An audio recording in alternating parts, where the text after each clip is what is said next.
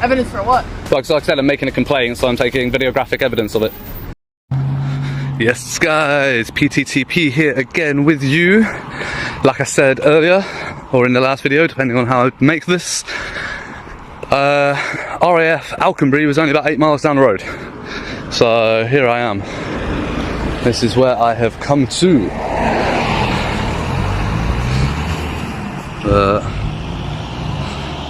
That's home of the 423rd Air Base Group, 501st Combat Support Wing.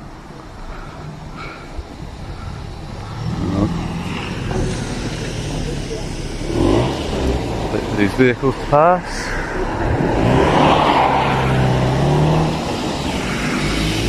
Kids in that car. Yeah, there's quite a few vehicles coming out there.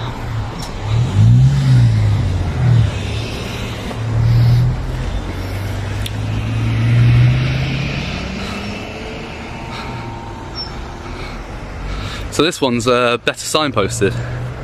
Authorised access only. Tobacco use prohibited, apart from in designated areas. And they've got their no drone zone sign up.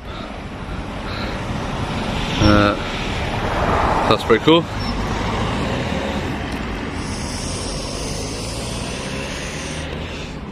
So yeah, they've got their security point all the way down there. I'm gonna check for cars swinging in behind me while I'm doing this, so sorry if it's a bit shaky.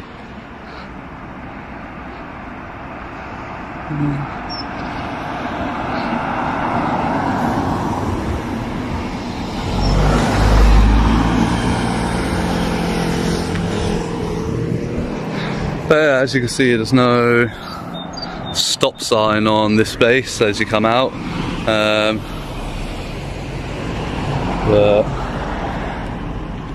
So that guy was in camos, the red car, as he drove past. He slowed down at a good gander, so I expect he'll be back out. Oh, nice Chrysler, very American car, that one. Classic 2.4 litre, beautiful. Not the prettiest cars in the world, that model, but powerful from what I understand. Quick context check. This is RAF Alconbury, used by the US Air Force but still under UK jurisdiction. That distinction matters. Filming from public land is generally lawful in the UK, even near military sites, unless there's genuine terrorism suspicion. So the big question is, will security respect that line or blur it? Notice how the auditor is already naming a specific officer and planning a complaint. That tells us this isn't random filming. It's accountability driven. Legally, officers can't interfere with filming just because they don't like it. Watch closely now, because escalation usually starts right about here.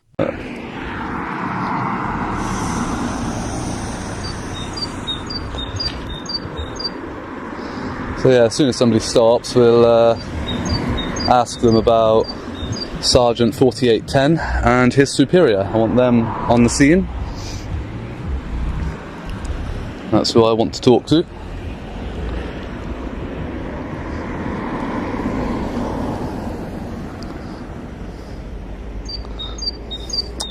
But considering I've already spoken to the sergeant, it may well be a case of they don't come out because I'm outside the fence. We'll have to wait and see.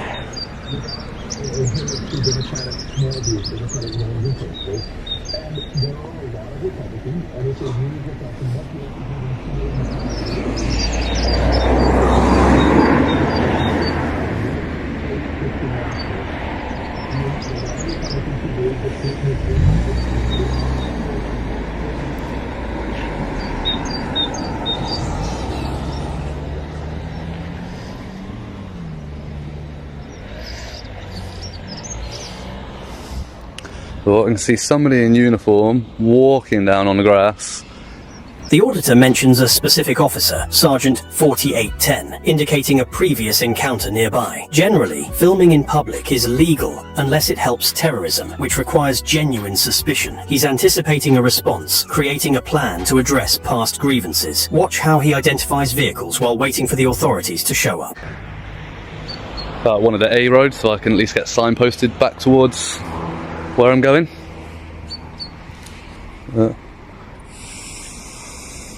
Oh wow! Come out with a rifle. Woo! So we've got 3 down there, rifle up at the top. Wow. Bit excessive.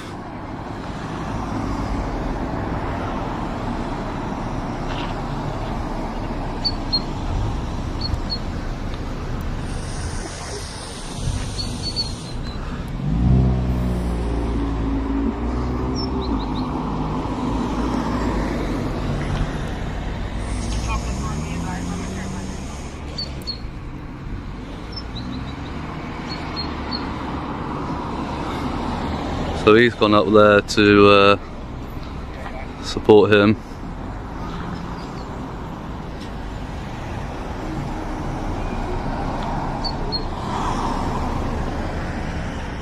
How's it going, sir?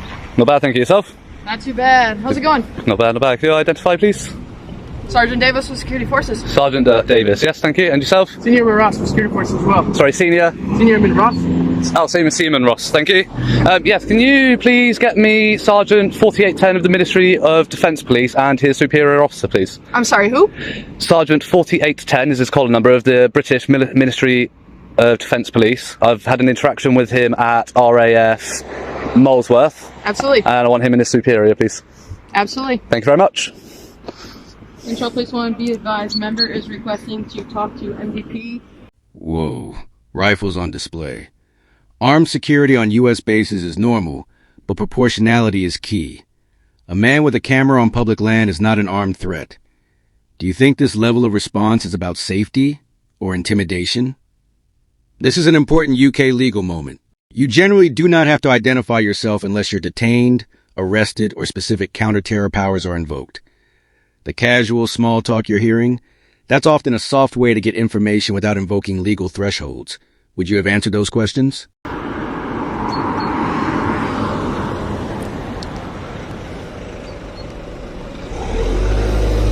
Rifle's a bit excessive, isn't it? The rifleman's a bit excessive for a man with a camera. Do you have any identification on you? Why would I need that? Just asking, sir. Well, whether I do or not is my business.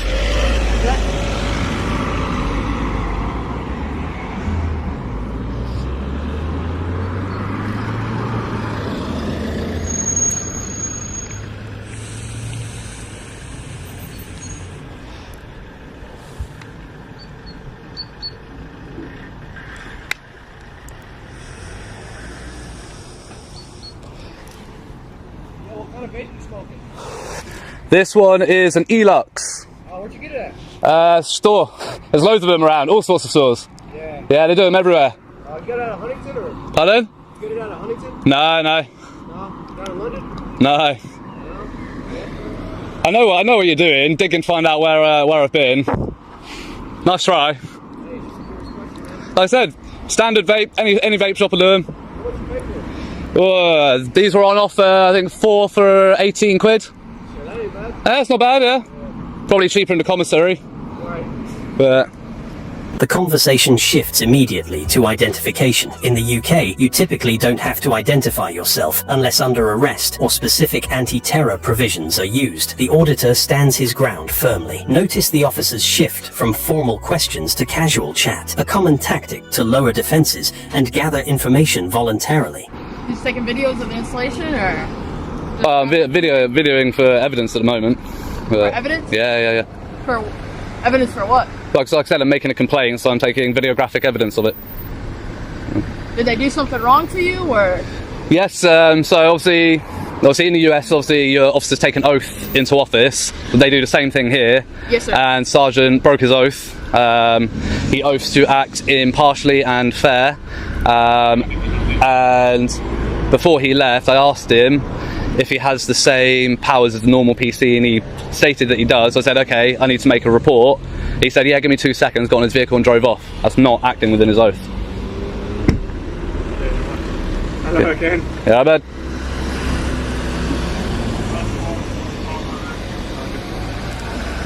Oh, good. Yeah, not bad. Are you his superior officer? Sorry? Are you a sergeant superior officer? No. No. Okay, cool. Is that the sergeant? Yeah, he's okay. Can you call for his superior officer, please?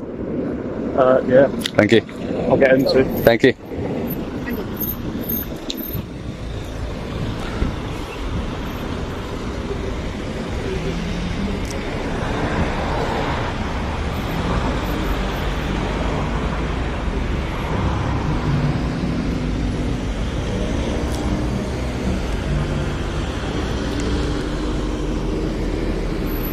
Do you vape, do you?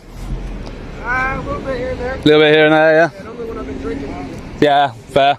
Here, the auditor clearly states his purpose. He wants to make a complaint against a specific sergeant for not acting impartially. Police standards require officers to treat complaints seriously. Instead of de-escalating by listening, the dynamic feels dismissive. Watch how the auditor tries to bypass the officer to speak with a superior. Coming up, the conversation turns bizarrely casual before snapping back to tension. You won't believe how the officer responds when challenged to recite the solemn oath he swore to the Crown. Better than smoking. Still not good for you, but better than smoking. Yeah. That's right. Well, these are obviously still under research, but better than cigarettes as far as we know. Oh, can't hear you very well. There's traffic. Hang on. Oh. You heard about that water vapor stuff they were saying that goes on people's lungs and stuff when they've been vaping? Yeah, you get like a bubble lung or something like that. Yeah. I watched some videos on it the other day, and I was like, I don't know about all that. Yeah, it's exactly like it's not ideal, but I think it's probably still better than lung cancer. Yeah. Yeah, What do you no. think about hookah? You ever done hookah? Yeah, I've done hookah. They've got a club nearby where I live, and they do shisha, same sort of thing. And yeah. Just smoke it right out of the pipe too. Yeah. But, Yeah, I like hookah, but I feel like it's more of like a group setting. yeah, 100%. Yeah, a couple of casual beers. Yeah, it's nice. But Going up in there. yeah. You a beer guy or a whiskey kind of guy? Depends on the setting. I used to drink a lot of whiskey when I was younger. Yeah. That was more. It was cheaper and more efficient, you know. That shit can add up. Yeah. Yeah, I don't know if you've ever been up to the Scotland like whiskey tour thing. I haven't. No, I'd love to, but yeah. Highly recommend. You've been up there, have you? Yeah, it's a nice place. Yeah, I would love to. But all right, Sergeant's here, so I'm going to go talk to him. Cheers, though.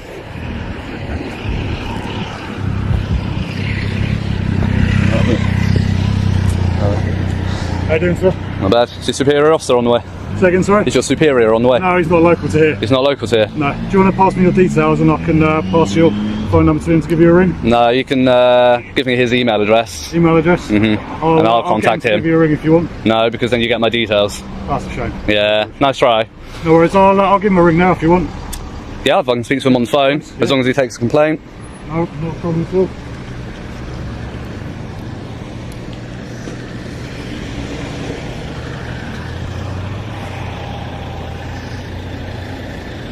This is a textbook example of social engineering or rapport building. The officer pivots to vaping and drinking habits. While this seems friendly, it often serves to extract personal details like residence or lifestyle. The auditor recognizes this instantly. See how he engages with the topic while still guarding his private information. Love fishing for details. First thing he said after hello earlier, where you from? Where you been? Love fishing. It's Just making conversation, you say. Right. It's police officers, and that's what we do. Yeah, but don't lie about it. Don't say you're just making conversation when you're not. You know, you're obviously fishing. It's not subtle. You know, we're not stupid. But that's what police officers do too. It's our job, isn't it? Governance. Better thing to do is be straight up about it. Make sure people know that they don't have to answer your questions. And if they don't want to, as you did, as I said, I don't want to have a conversation. You did leave me alone. I'll give you that. And sure, I have no gripe against you because you haven't done anything wrong. It's him that drove away. Where do your videos go? All over. What, YouTube? Sometimes. Depends what the content's like. I imagine it'd be pretty boring with me, wouldn't it? Coming every time. Oh, I don't know. I don't think I've actually had the same officer twice yet. No? No.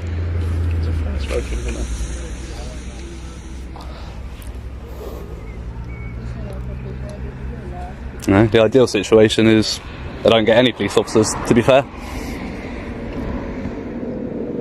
What do you do? Just go around to different military establishments, do you? No, as I was saying to one of the US ones earlier, it's actually the first time I've been to a military Okay. base.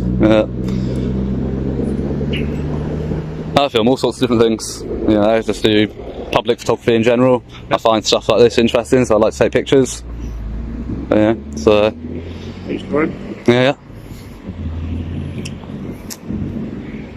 At least you picked a nice day for it. Yeah. Could be worse. Yeah. Standing out here in the rain. Oh, trust me, I've done that when I've set off to go somewhere. It's been lovely weather. 10 minutes later, it chucks it down the rain. But typical England, you know. The pretense drops. The auditor directly accuses the officer of phishing or using conversation to gain intelligence without legal grounds. Honesty builds trust. Disguising an interrogation as small talk often erodes it. The officer admits it's what we do, which confirms the auditor's suspicion. Now, the discussion moves to the legality of the filming itself.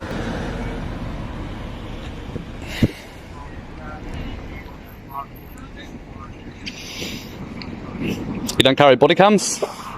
No? How come? We just haven't been issued with. No? Good idea, really, aren't they? There we are. You know, Absolutely. just get on to your superiors for it, because for as much for your protection and your evidence purposes as well, you know, otherwise, that's why I video, otherwise it comes down to he said, she said, you know, especially if officers aren't wearing body cams and I don't have a camera, you know, courts are gonna, if it ever gets that far, courts are gonna believe you over me unless there's video evidence. Yeah. You know what I mean? It is in use in our force. Yeah. Different sites, but Do you guys carry body cams? I suppose you don't really come out of sight that often, do you? So.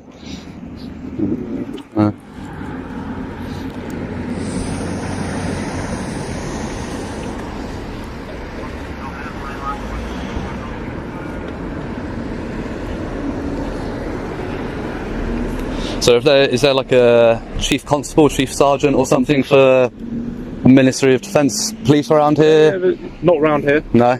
Because it's obviously a nationwide force. Okay, so it's not, so the Ministry of Defence is a nationwide force, it's not into areas. Yeah. Cool, good to know. So yeah, our superiors could be anywhere from Yorkshire to. Yeah, that's fine, I'll be able to find it online. I just didn't know if it was segregated or not. I said never been. I think he's getting his superior on the phone too. Yeah, grand.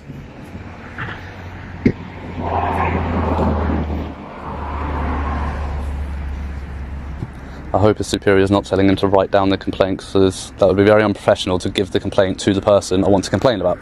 The topic of body-worn video comes up. Generally, policy encourages recording interactions to protect both the public and the police from false claims. It appears inconsistent with modern transparency for these officers to lack cameras. The auditor points out the risk of he said, she said scenarios. This lack of objective evidence raises the stakes.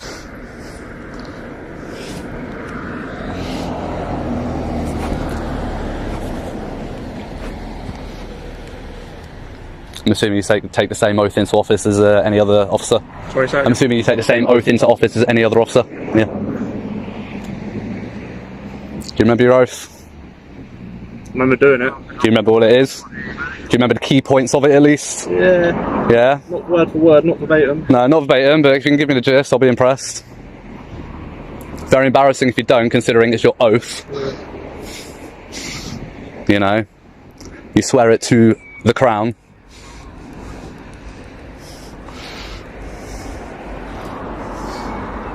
Take that as a no.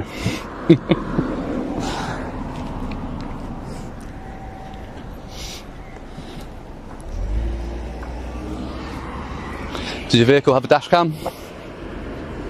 I don't think that one does. No.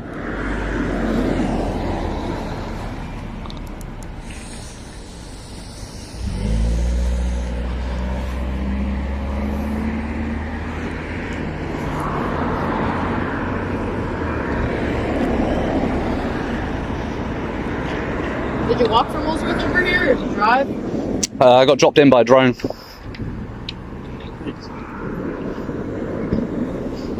Outside the drone area, of course, outside the geofence. Didn't know drones could do that. Yeah. Get an aerial Chinook like on a Apache or something. There you go, sir. Phone number to ring. Brilliant. That's our professional standards department. If you wish to make a complaint, find that number. I know what your professional standards thing is, but I want to talk to your supervisor. Yep, we've gone through that. I have the right to do. I have the right to complain in person. You know that. Through that number. Okay, that'll be 2 complaints then. One against you and one against your superior. This is the tension peak. The auditor challenges the officer's knowledge of his sworn duty. Professionalism implies knowing your core responsibilities and the oath of office. The officer's inability or refusal to recite it suggests a disconnect from those foundational values. Watch the body language as the officer decides he has had enough of this line of questioning. Doesn't care about his oath, does he? So we've got one officer who doesn't even know what his oath is, and one who just clearly does not care at all.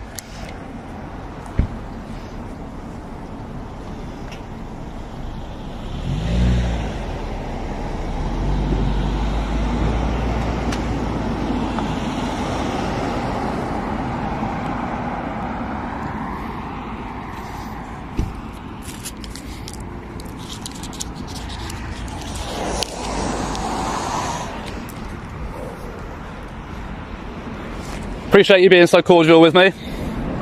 Don't really appreciate the rifle, but that's a UK thing, I think.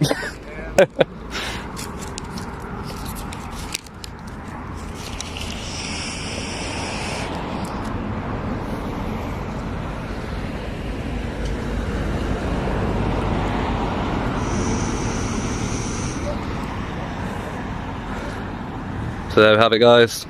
Sergeant who breaks his oath. Officer PC who doesn't know his oath. Sergeant clearly has no interest in his oath. State of the police in the UK.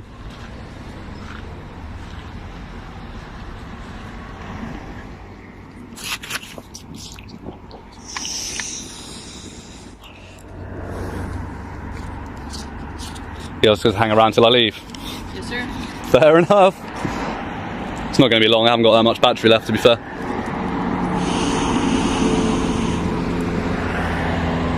I wouldn't set foot on site anyway. Get arrested for that. Absolutely. And then you'd have the right to ID me.